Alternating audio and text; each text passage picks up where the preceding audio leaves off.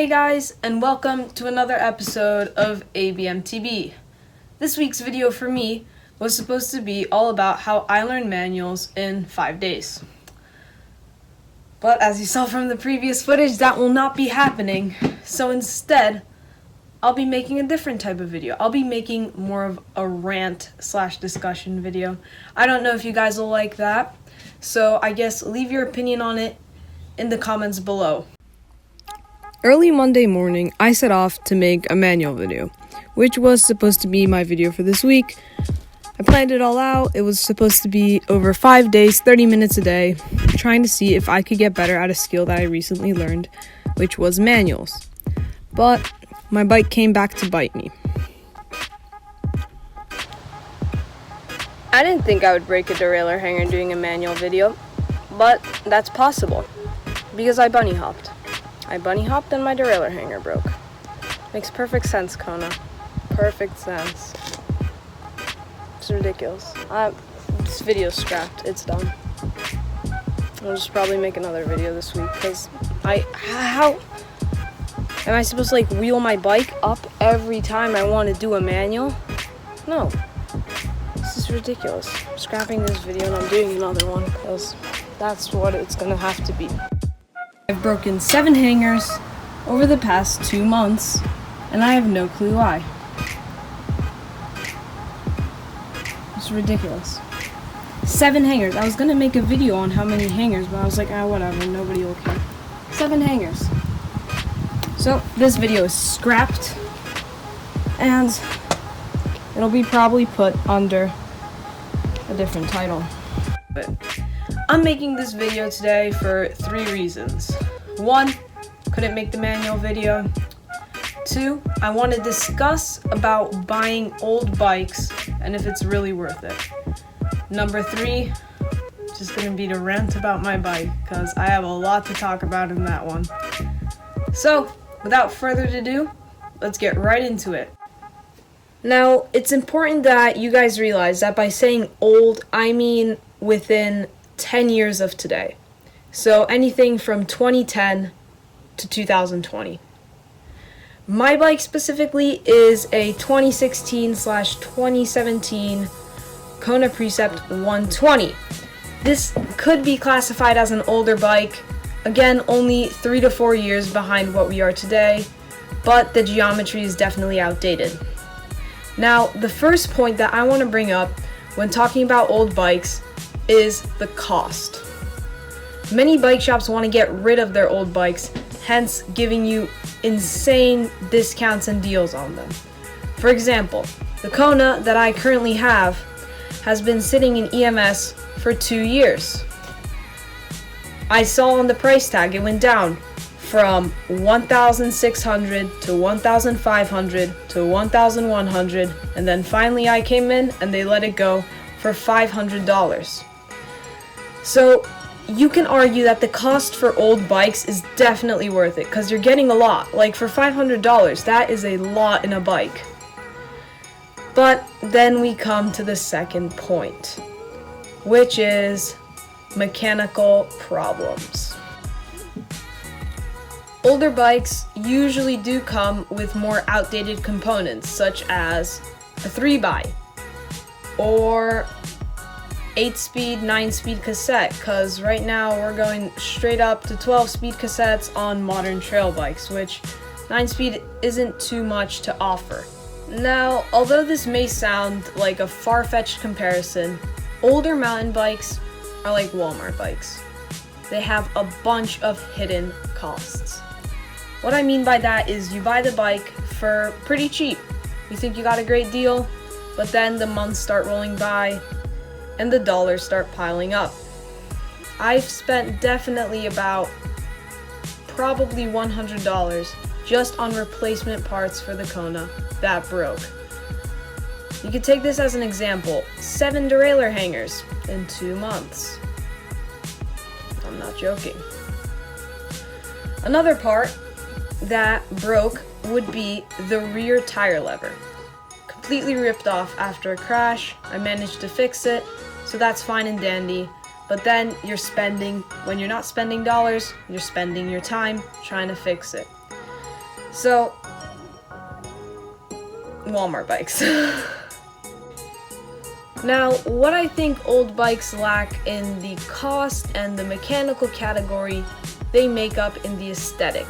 Something about riding an old bike just makes you feel good. I don't know, I feel really good riding the Kona. It feels super nice, but it's your choice to decide whether the aesthetic outweighs the cost and the mechanical side of things. So my final words on old bikes is that perfectly fine to buy if you're willing to spend a little extra money than what you're actually paying for them and a little extra time, and honestly just having the patience to do it.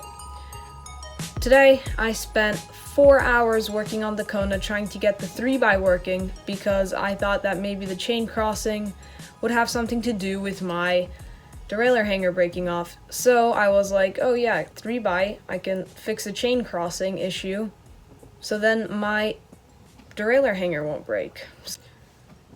Now on to the second part of this video, in which I want to rant about my Kona, because that thing has been acting up lately, like a lot. Over the last couple of days, well, not really days, more like weeks, the Kona has been breaking left and right. In fact, if I dig into the garbage right now, you will find broken derailleur hangers, shifter cables, a lot of zip ties,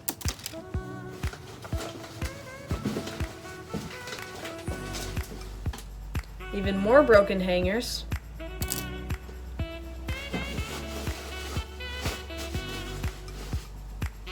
more hangers,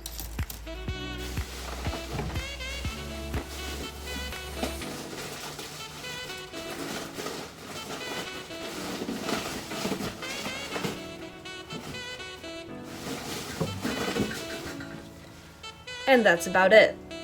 Honestly, I'm kind of disappointed in the bike because I thought it could be able to handle these things no problem, but as you can see, it is not handling them with no problems, it is handling them with a lot of problems. If you go into my spare parts bin, similar to the trash, you'll find my old cassette. Now luckily I was able to find a replacement cassette for $20, which isn't too bad for cassettes. Now what really sucked is that I had to replace the whole entire cassette because one little cog was all crooked, and that was causing a whole multitude of issues with the shifting, and it was just a mess. I had to get that replaced. Now, another part that I am waiting on right now is the rear rotor, because the rear rotor is terribly out of true. And it's not like one bend where you could take like a wrench or something and bend it back. It's like a wave. It's just like a wave bends. So you bend one back and then there's another bend pops out, and then you bend that back and another bend pops out. So I'm not gonna even waste my time with that. New rotor. Now, in fact, I will show you how beautifully that thing sounds right now. Here. Flip the bike upside down.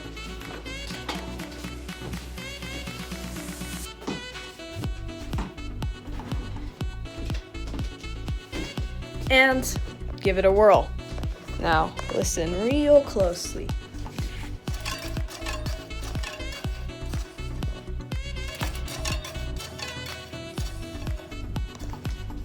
Not what you want to hear. That is basically your bike crying for mercy. Yet another thing that I had to replace on the Kona is the chain, because it has broken so many times that it just breaks all the time now. And another thing would be the bash guard, but I don't feel like getting it out because it is deep in the depths of the replacement parts bin, and I will have to take everything out.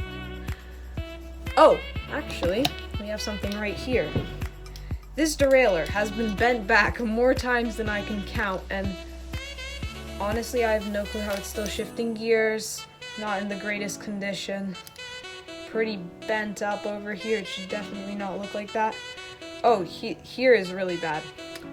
These two parts, they used to align. Like this aligned with this to make sure the chain wouldn't slip through here. They don't align anymore, and I have no clue how that happened. The whole thing had to physically shift down.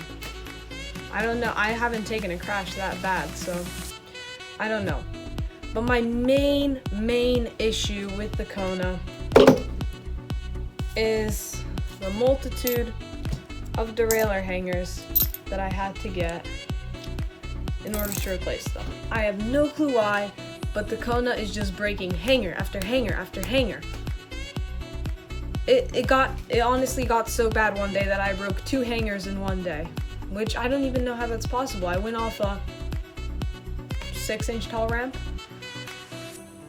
and it broke. So yeah, I do not know how any of this is actually possible. Now, I'm not going to complain about inner tubes because we all have to go through a bit of inner tubes, but the Kona is just not doing well at all. I don't know why. Honestly, I think that the hangers may just be flawed, because if you look at these two, now I had much more, but I just started throwing them out in the garbage. I didn't think I would be making a video on this, because I didn't think it would be this big of a problem. But they all break in the exact same spot. They always break there, and that's because if you take the 2 pieces that are left of a hanger together, you will notice, I can't find the piece that this actually came, there we go. Oh wow, that is actually really bad. You'll notice that the hanger is super thin in one area. Now, I'm not blaming the Kona entirely for this, because hanger fell, because the Kona is a cross-country bike, which means you shouldn't be taking cross-country bikes off of 6-foot tall drops. But again, it has 120 mil of travel in the rear and in the front, which means that it should be handling these things no problem, but it's not. So for the end of the video, I want to leave you guys with one question. Would you still buy an older bike, even though you knew what you would have to put into it in order to make it usable and rideable, even if that would be literally double the cost of the bike? So that's it for this time, and I'll see you guys next time.